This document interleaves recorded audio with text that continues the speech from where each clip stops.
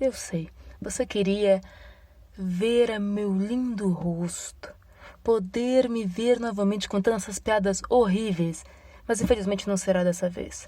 Essa tentativa de vídeo é uma tentativa de tentar ajudar vocês e me ajudar a conseguir dar conta dessa quarentena e de todo esse conteúdo que nós temos que dar conta, ok? Eu sei que vocês devem estar com saudades da escola. É meio estranho pensar que está com saudade da escola, mas eu sei que vocês estão. Se essa gravação ficar boa, se esse foco me ajudar, a gente vai conseguir ter algumas aulas dessa forma, ok? Vamos nos adaptando ao longo do tempo, ok? Eu sei que você está com saudade desse cara. Wilson!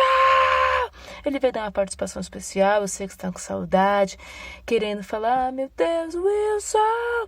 Muitos pedindo ajuda para ele na internet, né? O Instagram do Wilson acho que nunca foi tão usado, né, gente? Enfim, o Wilson veio aqui hoje para falar que a gente vai tentar dar aula hoje, ok? Tentar, né? Tentar a gente sempre tenta. Qual que é o meu objetivo? Tentar resumir a matéria inteira em uma única folha. Então, tcharam! Para quem pegou aquele arquivo onde tem as aulas, né? Aqui está todo o conteúdo que nós vamos trabalhar esse ano, ok? Basicamente, hoje eu vou tentar resumir algumas coisas que já foram faladas, fazendo uma revisão, e já dizer o que vai ser trabalhado em breve, ok? Isso é muita coisa, gente. É muita coisa. Já estava difícil antes, imagina agora. Como é que eu vou fazer isso? Tadã! Deixa eu centralizar a folha, porque vai que tem aquele povo que tem toque, sabe? Acho que tá bom assim. Tá um pouco torto. É a vida que segue. Esse material, chamado de mapa conceitual. O senhor mapa conceitual vai ajudar a gente a como trabalhar todo esse conteúdo. Tentando iluminar o máximo que eu puder as coisas aqui, mas tá difícil. É o que tem para hoje. O que é o mapa conceitual? O mapa conceitual é uma junção de ficha de resumo com fluxograma. O que é um fluxograma? São estruturas que têm setas, tá vendo? Você consegue ver que tem setas. O que é uma ficha de resumo? É quando que, ao invés de estar só uma palavra, você pode encontrar alguns textos dentro do material. E ela tem uma linha de raciocínio, quase como que formando uma frase. E isso forma um mapa conceitual. Ele pode ser lido pelo centro ou pelo canto. Como é que você vai saber? É só você procurar os quadros grandes. No caso aqui, eu tenho alguns quadros grandes. Eu tenho esse e eu tenho esse aqui, ok? Qual desses três vai ser o quadro principal? O truque é você achar a palavra definição. No caso aqui, ó. Então, esse lugar marca onde vai começar a nossa leitura. Eu vou ler com vocês, eu vou ler com calma. Não vai dar para ler ele inteiro hoje. Eu só vou ler uma parte e nós vamos com calma. A matéria, praticamente 90% da matéria está dentro dessa folha, por incrível que pareça. Vou pegar o meu lápis para me ajudar e nós vamos começar. A matéria do bimestre começa na matéria. Professora, de novo essa piada? De novo essa piada. Essa piada não vai parar de acontecer, certo? Matéria. Então, a matéria, por definição, é tudo que tem massa e ocupa um lugar no espaço. O que significa, para quem não se lembra, o que é massa? Você pode trocar essa palavra pela palavra composição. Então, tudo que é feito de alguma coisa que eu posso tocar, que eu posso sentir ou que eu posso ver, é matéria, tem massa. Lembrando, eu nunca fui para Marte, então eu nunca toquei Marte. Então quer dizer que não existe? Meu filho, é você que não viveu a vida suficiente, ok? A gente não consegue ver tudo. Mas se um ser humano já viu, é porque existe, ok? É a composição, ou seja, é feito de alguma coisa. e ocupa um lugar no espaço. Esse ocupar lugar no espaço é a mesma coisa que ter um volume. Ou seja, eu tenho altura, eu tenho comprimento e eu tenho largura. Eu tenho 3 dimensões. Eu sou 3D, ok? Lembrando que não é só um cubo, pode ser uma pirâmide, pode ser um cilindro, pode ser um icosaedro, não importa a forma geométrica. Isso aqui tem volume, ok? Esse lápis ele tem uma altura, ele tem uma largura, ele tem um comprimento, ok? Então, matéria. Tudo que tem massa e ocupa um lugar no espaço. Segue a seta. Ou seja, a matéria ela é feita de um cara chamado átomo. Aí, desse átomo, tem várias setas. Nós podemos escolher qual caminho é melhor. Eu vou escolher essa daqui. O átomo, ele é composto por 3 partículas fundamentais. Lembrando que essas partículas fundamentais também são formadas por outras partículas, como os quarks, como os downs. Você aprende isso um pouquinho no ensino médio e lá na faculdade, senão você nunca mais vai ouvir falar sobre isso, ok? Então, o primeiro cara, que é o mais famoso, é o elétron. Ele tem a carga negativa.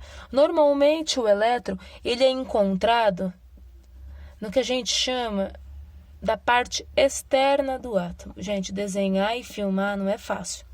A parte externa, sempre girando, ok? Que a gente chama de eletrosfera, ok?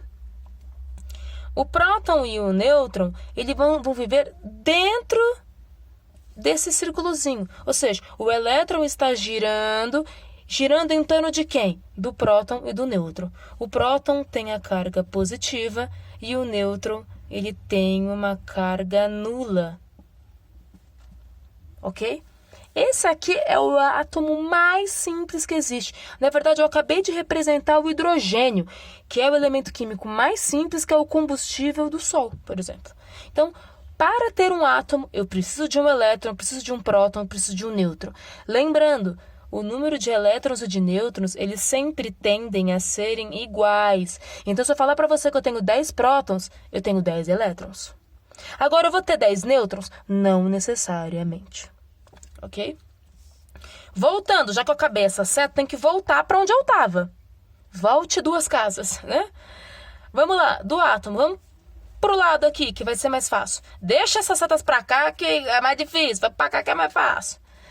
Os átomos, eles podem ser encontrados em 3 estados básicos. Lembrando que não tem só 3 estados, tá? São 7 estados. Tá? Os 3 são os mais básicos, ok? O estado sólido, o estado líquido, o estado gasoso. Todos os átomos podem ser transformados em sólido, podem ser transformados em líquidos e podem ser transformados em gasoso. Agora, é fácil fazer isso? Aí é outra história. Lembrando que um objeto sólido, ele pode ser transformado em um objeto gasoso sem precisar passar pelo líquido. Da mesma forma, um objeto que seja um material, gasoso, pode ser transformado em sólido sem passar pelo líquido. Ok? Pode pular etapas. Ok? Como é que faz para transformar um no outro? Eu tenho condições para isso aqui acontecer. Eu tenho que ter a variação de temperatura e a variação de pressão. Então, vamos lá. Vamos pegar o Wilson. E eu peguei também um outro companheiro dele, ok? Eu vou ter que borrar a cara do Wilson. Tchau, Wilson. Então, quando eu estou no objeto sólido, significa que os átomos, todo átomo, ele está sempre girando, vibrando e andando, ok? Quando está no estado sólido, ele está muito mais devagar, porque a temperatura, que a gente chama de energia térmica, ela está baixa. Está sem energia. Então, ele vibra devagar, gira devagar e anda muito devagar. Então, existe uma tendência dos átomos ficarem próximos quando isso acontece. A distância entre eles diminui. Existe aquele calor humano, aquele ficar quentinho, juntinho. Como eles ficam mais próximos, isso garante que o material fique mais resistente ao impacto, porque eles estão mais juntos, ou seja, mais duros, mais fortes, mais unidos, ok? Então, a pressão que mantém eles juntos é muito forte, porque eles se atraem praticamente. Lembrando que eles não se encostam. Existe uma certa distânciazinha entre eles. Sempre tem que ter um espaço ali pessoal, né? Olha a intimidade. Já no estado líquido, a temperatura está maior, ou seja, eu tenho mais energia, então eu estou girando mais rápido, vibrando mais rápido, andando mais rápido. Consequentemente, eu não posso ficar muito próximo, eu tenho que manter um espaço, que eu preciso me movimentar. É por isso que a variação da pressão ela diminui, porque eles precisam ficar mais afastados para ter mais espaço para se movimentar. Então, no estado gasoso, eu tenho muito mais energia, então eu preciso de muito mais espaço. Eu praticamente tenho que afastar eles muito. O problema é que eles ficam tão agitados que eles começam a bater entre si. Então, a pressão é muito baixa e a temperatura está alta. Isso normalmente, ok? Então, para ter uma variação de temperatura, a temperatura e a pressão, elas estão sempre opostas. Se a temperatura ela aumentar, obrigatoriamente a pressão vai ter que diminuir. Ou seja, se a temperatura diminui, a pressão aumenta. Essa é uma regra básica. Existem exceções? Existem exceções. Você tem que se lembrar que para mudar os estados, existem alguns nomes para transformação. Eu vou usar aqui em cima, vou dar uns rabichos aqui. Hora da favela, comunidade. Então, eu tenho estado sólido, eu tenho estado líquido, eu tenho estado gasoso. Quando eu estou do estado sólido e eu vou para o líquido, eu tenho que aumentar a temperatura. Consequentemente, vou diminuir a pressão. Na hora que eu fizer isso, o nome desse processo é fusão. Lembra do Dragon Ball? Se eu quiser voltar, eu vou ter que diminuir a temperatura e aumentar a pressão para voltar a ficar sólido. Vai acontecer a solidificação. Agora, se eu tiver uma substância líquida e eu quiser transformar ela em gasosa, existem vários nomes, tá? O mais comum é o da ebulição. Eu vou ferver minha aguinha para fazer meu miojo, ok? E do gasoso? Se eu quiser voltar para o líquido, eu posso. E o que acontece quando você cozinha alguma coisa, você tampa, quando você tira a tampa, aquele negócio escorre no seu braço, ok? Ele volta, ele condensa. É a condensação. Condensação, ok? Agora, eu posso passar direto do sólido para o gasoso e do gasoso direto para o sólido. Do sólido direto para o gasoso é o que a gente chama de sublimação. Ixi, quase que eu não coube. E do gasoso para o sólido, quando volta, é a ressublimação.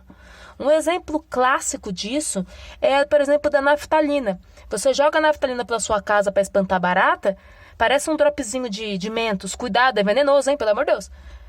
Aquilo ali, depois quando você vai daqui umas 2, 3 semanas, procura essa bolinha. Ela diminuiu de tamanho ou desapareceu. E ela não ficou líquida. Ela simplesmente evaporou, simplesmente virou gasosa. A mesma coisa também acontece com o gelo seco. Também acontece esse mesmo processo. Ok? Terminamos essa seta. Voltamos para onde paramos. Átomos. Os átomos também têm propriedades. Mano, tem a propriedade da dureza, da ductibilidade, a da densidade, a do brilho. A mais importante é a da densidade.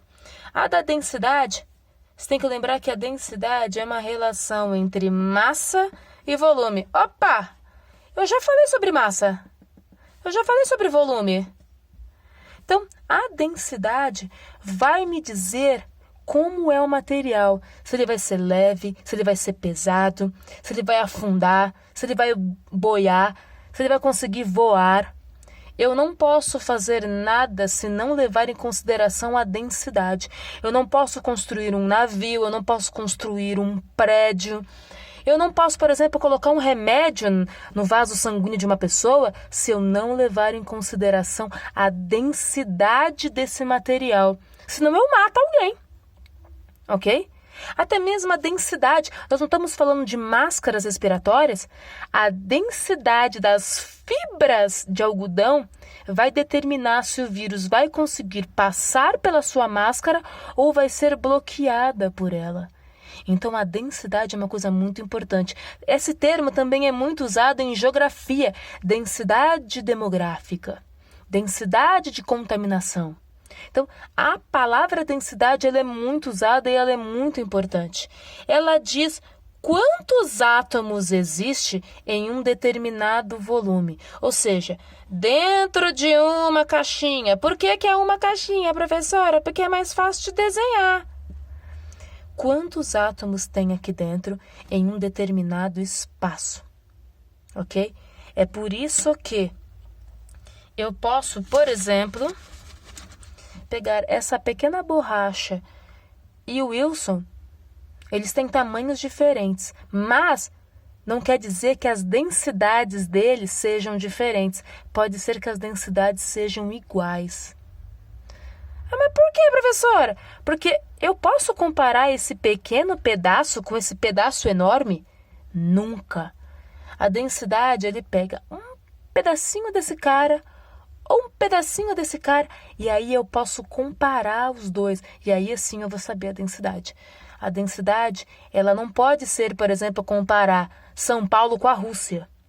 São tamanhos diferentes. A densidade, o volume, ou seja, o tamanho da minha caixinha, ela tem que ser igual para os dois objetos. Aí você pode comparar para saber se é mais denso ou menos denso. Lembra da história. Sabe o planeta Saturno, aquele que tem os anéis, lindo e maravilhoso? Sabia que ele boia na água? Gente, alguém pegou o planeta Saturno, tirou lá do espaço e colocou na água? Não, gente, ninguém fez isso. Como é que os caras sabem, professora? Eles pegaram a densidade de Saturno, de um pedacinho de Saturno, comparou com a da água e descobriu que Saturno tem uma densidade menor que a água. Ou seja, se eu pudesse colocar ele na água, ele ia flutuar. Simples assim. Então eu não preciso pegar o objeto e tacar na água para saber se boia ou afunda. Eu posso fazer a conta. Pegar o valor da massa e dividir pelo volume. Como é que eu vou saber a massa? Uma balança. Como é que eu vou saber o volume? Eu vou ter que calcular, medir e fazer a conta. Aí é matemática. O problema não é meu, Arnaldo. O problema não é meu. Voltando. Átomo. Voltamos de novo. Terminou a seta, você sempre volta para onde você estava. A evolução dos modelos atômicos. Existem vários caras que postularam sobre o átomo. Você pode amar ou odiar eles. A única coisa é que eles já morreram, então não tem o que fazer, tá? O primeiro cara foi o senhor Demócrito, lembra? Aquele cara que não sabia limpar a bunda. Aquele cara que ficava andando na praia, pegava os mortos, fazia chico picadinho das pessoas. O Demócrito foi o primeiro cara a postular sobre o átomo. Ele tentava descobrir os diferentes átomos que existiam. Foi ele que inventou essa palavra, na verdade, também, né? Só em 1803, aproximadamente, o Sr. Dalton propôs ele reformulou o Demócrito, chupinhou os trabalhos do Demócrito e postulou um trabalho dizendo que o átomo ele seria indestrutível, impenetrável, inerte, ou seja, único, ele só iria encostar um no outro, mas não ia acontecer nada dentro dele. E que ele deveria ser circular. Até os caras nessa época sabiam que a Terra era redonda, mas tem gente que ainda duvida, né? Ele chamou esse modelo de bolinha de bilhar. Bolinha de bilhar. Eu espero que esse áudio esteja bom, né, gente? Deus é pai que esteja. Em 1897, 90 e poucos anos depois, o Sr. Thomson, fazendo experimentos, descobriu-se que dentro dessa bolinha de bilhar existiam cargas. Cargas que ele chamou de positivas e negativas. Ele ainda não sabia sobre o elétron e o próton muito bem, só que ele já sabia que tinham cargas. Então ele pegou o trabalho do Dalton e só deu uma melhorada. Sabe aquela história, professora? Sabe o que você faz quando você pega o trabalho do seu amiguinho e aí você copia, mas você não copia Você copia mudando algumas palavras? Foi basicamente isso que ele fez. Então, o Sr. Thomson criou o famoso modelo de pudim de passas. O bom é que eu tô escrevendo sem conseguir nem ler o que eu tô escrevendo. Pudim de passas, pudim de ameixa, pudim do que você quiser, entendeu? Pra mim, pudim é de leite. Não bota esses negócios ruins aí, não. Mas tudo bem. O Thomson formulou. O problema é que não durou muito, né? Rutherford foi lá e puxou o tapete do Sr. Thomson e, através de um trabalho de outro cara que estava estudando radioatividade, assim como a Marie Curie, aquela que ganhou os prêmios, 2 prêmios Nobel, um de física e um de química, com radioatividade através do polônio, estudando o trabalho de um outro cara que também estava estudando sobre isso, sobre radiação. Rutherford propôs um modelo, né, através de um experimento com uma folha de ouro usando radioatividade. Ele conseguiu provar que a radiação conseguia atravessar o átomo. Mas como? Se ele é indestrutível, impenetrável, o negócio atravessa. Foi aí, então, que Rutherford postulou que o átomo deveria ter uma região, que nem aqui, ó, uma região nuclear bem pequenininha e em volta a eletrosfera, que poderia ser grande, mas ela era muito grande comparado a esse cara aqui. E ele propôs um modelo chamado de modelo planetário, ok? Onde no centro teria uma carga positiva e girando a carga negativa. Só que o problema é, o Bohr, pouco tempo depois, 2 anos depois, falou: ô, meu amigo Rutherford, temos um problema, velho. Cargas opostas, elas se atraem. Isso aqui vai girar, girar, girar e bater. Você vai ter uma bomba atômica, você vai explodir todo mundo, velho. Não vai rolar. Tem que ter alguma coisa no meio do caminho para não deixar isso aqui acontecer. E detalhe, cada átomo tem um número de elétrons. Imagina o átomo de urânio, que tem 90 e poucos elétrons. Cara, não cabe 98 caras rodando. Não dá para todo mundo ficar um do lado do outro. Tem que estar em outros lugares. Foi aí que o Bohr propôs um modelo planetário com camadas. Ou seja, eu tenho uma camada 1, camada 2, camada 3, camada 4. E aqui eu vou tendo mais espaço para colocar os elétrons. Então o Bohr, além de falar que tinha que ter o nêutron, só que ele não sabia como provar isso, ele também já reformulou o planetário para essas órbitas, essas camadas, esses níveis de energia. Foi então, só em 1932, que o Shed, esquecido, ninguém nunca lembra do Shed, né? Mas Shed, eu lembrei de você. Coraçãozinho para você. O Shed, em 1932, ele conseguiu provar de que existia uma outra carga nula, que ele chamou de nêutron, ok? Foi só em 1932. Gente, desde 1932, esse modelo que a gente está usando, que é o modelo planetário, é ensinado nas escolas. Existem outros modelos? Existem, tá? Mas isso aí é só se você for fazer faculdade de química, engenharia, sabe? Basicamente, no ensino médio, você vai aprender até esse modelo Rutherford-Bohr/Shed, que todo mundo esquece do Shed. Só vai aprender isso, ok? Terminou essa parte, falamos sobre modelos, voltamos. Os átomos. Os átomos são organizados em camadas ou níveis. Lembra do diagrama do Linus Pauling, aquele que vocês odeiam? Deixa eu apagar aqui. Nossa, deve ser uma sonoplastia apagar, né? Enfim. Camadas, através daquele lindo e maravilhoso diagrama, ok? Então, eu tenho a camada K, a camada L, M, N, O, P e aqui. A camada K, ela tem um limite de até 2 elétrons, a camada L até 8. Deixa eu fazer bonitinho, né? Deixa eu fazer o diagrama bonitinho, né? Chamada de camada 1, camada 2, 3, 4, 5, 6 e 7. Essa camada 1, ela só cabe 2 elétrons. Para você representar a camada, você tem que usar os subníveis. No caso, se a camada K é 2, eu só posso usar o subnível S. Aí eu coloco 2 aqui em cima. Esse número 2 diz quantos elétrons cabe. Esse número 1 diz que é a linha 1, camada 1, ok? Na L cabe 8, então eu vou precisar de um S, que cabe 2, e eu vou precisar de um P, que cabe 6. A 3, que é a camada M, cabe 18, então eu vou precisar de um S, eu vou precisar de um P, e eu vou precisar de um subnível D.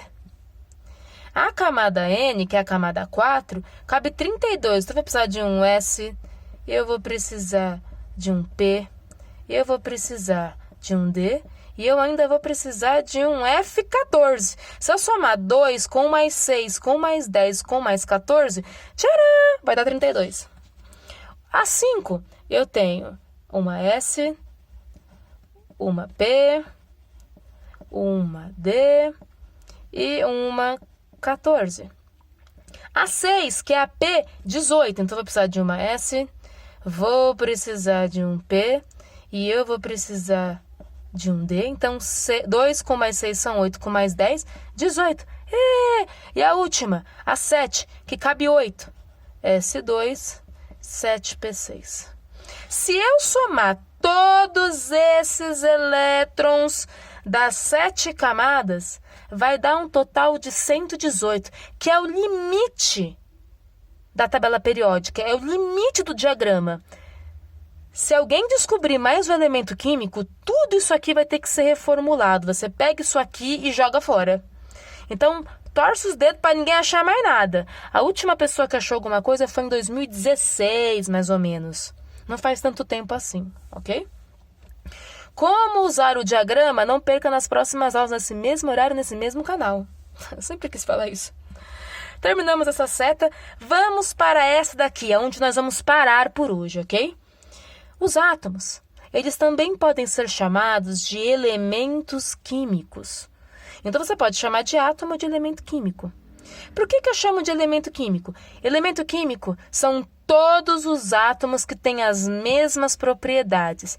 Quais propriedades? Tem densidade constante, tem temperatura de fusão e ebulição constante, de condensação constante, de solidificação constante, ok? São todos os átomos que são iguais entre si. Já que não dá para ver, eu tenho que medir. Detalhe, eles têm massa constante, volume constante.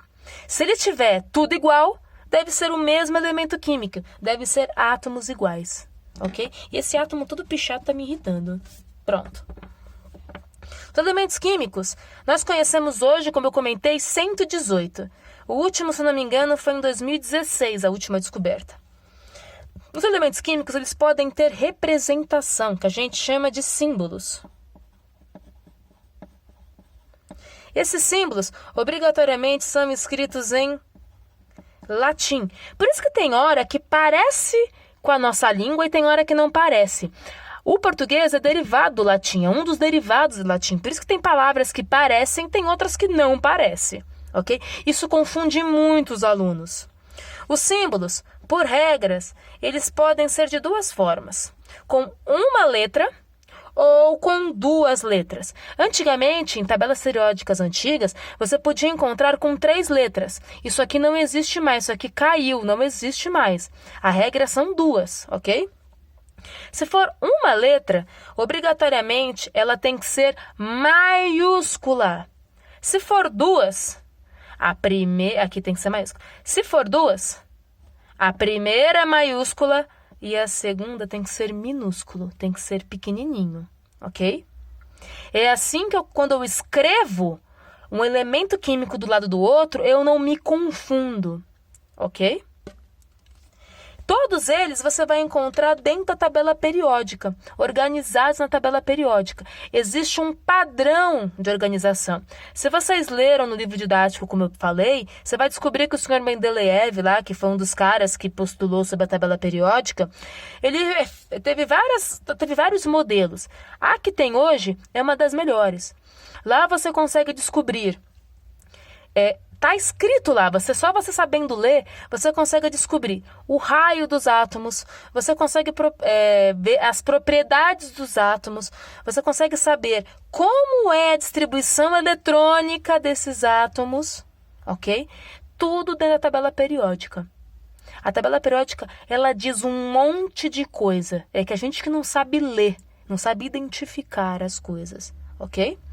E a última de hoje, que é a parte de substâncias químicas. Os elementos químicos, eles não ficam sozinhos. Lembra? Os únicos caras que ficam sozinhos desses 118 são os gases nobres, como o hélio, o argônio, o xelônio, o criptônio, o radônio. Esses caras são os únicos que ficam sozinhos. Você pode forçar uma ligação química, nós já tínhamos começado a falar um pouco de ligações químicas. Você pode forçar essa ligação, mas eles não querem, eles vão tentar se separar, ok? Essas substâncias químicas que são encontradas na natureza é porque você nunca encontra um átomo sozinho, perdido, abandonado. Ele está sempre formando uma substância. Ele está sempre formando casais, ele está sempre em ligações químicas, ok? É claro que você pode romper a ligação e trocar elas, fazer essas muambas, ok? Como é que você vai encontrar esses caras? Ou de forma simples ou de forma composta. Eu vou dar um exemplo. Oxigênio. O oxigênio, ele não é um gás nobre, então ele não pode ficar sozinho. Então, na hora que eu vou pegar o oxigênio para respirar, o símbolo dele é o O maiúsculo. O oxigênio, ele nunca está sozinho. Ele sempre é encontrado em pares. Por isso que eu coloco esse número 2 aqui embaixo. É a representação que a gente chama de fórmula química. Então eu tenho... Não tem nada aqui na frente. Então, quando não tem nada na frente, é o quê? 1. Certo? Então... Uma molécula acabou de ser construída na frente dos seus olhos. Quando eu tenho mais de um átomo, ou você pode falar mais de um elemento químico junto, formando uma ligação química, eu tenho uma molécula.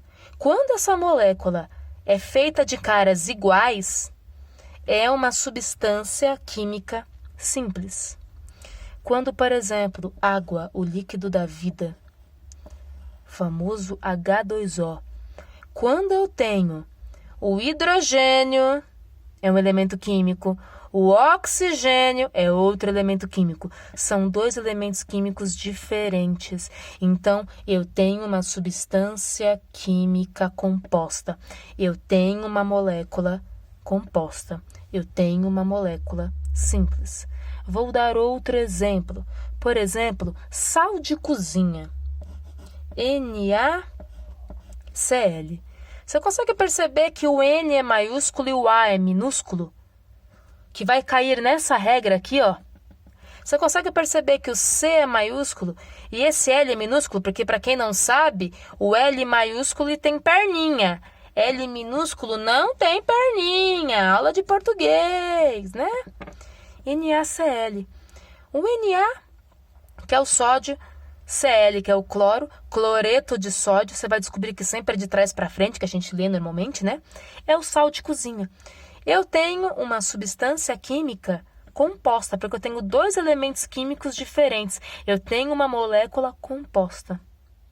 Eu vou dar um outro exemplo. O nosso ar que a gente respira é formado 70 e poucos % de nitrogênio. E o nitrogênio também, aqui, ó. Ele também é um gás que ele fica também em forma de dupla. Camada de ozônio. Opa! 3 oxigênios juntos mas são 3 iguais. Então, forma uma substância simples. Forma uma molécula simples. Então, quando eu tenho iguais, é simples. Quando eu tenho caras diferentes, é composto. Vou dar um exemplo. Já que eu dei o exemplo do sal, vou dar o exemplo do açúcar. C6, H12, O6. Sacarose, açúcar. esse cara aqui, eu tenho 6 carbonos, 12 hidrogênios e 6 oxigênios. Eu tenho carbono e hidrogênio. Eu tenho 3 elementos químicos diferentes. Ou seja, eu tenho uma substância química composta. Eu tenho uma molécula composta. Ok? Na próxima aula, se tiver uma próxima aula, né? Se eu fizer uma próxima aula, nós vamos começar a vir para essa última seta, que é a parte de transformações, que é o fenômeno químico e fenômeno físico e químico, que nós já tínhamos começado a falar. Quem está assistindo às videoaulas lá do Centro de Mídia, eles também comentaram sobre isso. Então, nós vamos falar a diferença entre o fenômeno físico e fenômeno químico. Vamos falar sobre as evidências de uma reação química. Vamos falar de novo, relembrar as ligações químicas que são alteradas quando eu tenho um fenômeno químico de verdade. E nós vamos falar da representação de um fenômeno químico. Ou seja, uma representação que a gente chama de equação química, que ela precisa seguir um balanceamento e ela é formada normalmente por um desses 4 caras, ou por 2, por 3, ou pelos esses 4 caras, que são um óxido, uma base, um sal e um óxido. Ok? E quando a gente chegar em ligações químicas, nós vamos falar dos nossos amigos cátions e ânions. E aí a gente vai começar a falar sobre radiações também, que é o link para a última parte da matéria, que envolve a parte da formação de íons, de emissão de íons. E isso é a base da radioatividade, que vai produzir as ondas eletromagnéticas, eletromagnéticas, que nós vamos comentar como nós usamos elas para o bem e como usamos elas para o mal, como elas podem nos matar, ok? E como isso foi fundamental para a evolução dos animais, das espécies. Como a presença da radiação fez com que as espécies que nós conhecemos hoje existissem, porque ela é um fator de mutação. E essa mutação foi fundamental para os animais evoluírem e nós estarmos aqui hoje. Então, a química é a mãe da biologia, uma das mães da biologia. É fundamental entender, ok? Eu espero que tenha ficado claro. Eu espero que esse mapa conceitual tenha sido interessante. Nós vamos voltar para continuar essa parte e determinar mais algumas coisas. Eu espero que vocês tenham gostado. Eu espero que esse áudio tenha ficado decente, que essa filmagem tenha ficado decente. Beijo na bunda. Tchau.